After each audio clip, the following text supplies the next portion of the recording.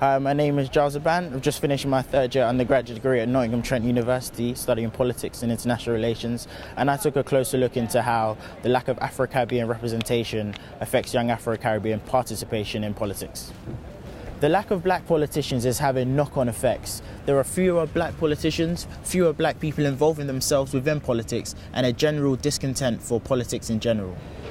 The results from the last election are staggering. It was found that 18% of Afro-Caribbeans were not registered to vote, compared with 7% of white people. From my own research, it was found that 74% of people I interviewed stated representation was a major factor in their decision to participate within politics. This isn't just a matter for the elections. My generation have been talking about this for a very long time.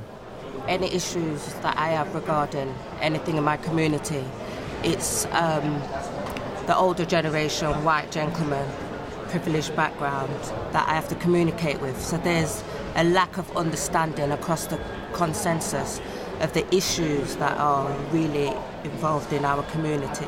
Even the Westminster election format, you find that not many of the black community do participate in voting, let alone wanting to, take part in politics a lot more actively. So, I just think it starts with education.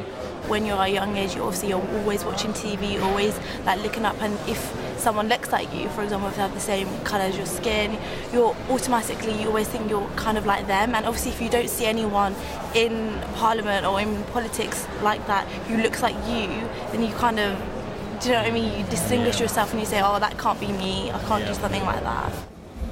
One way that we can combat this is by having an ethnic quota within Parliament. So ethnic minorities have a specific amount of people within Parliament. Political education needs to be on the agenda also, so young people know who represents them, why they represent them, and how they represent them.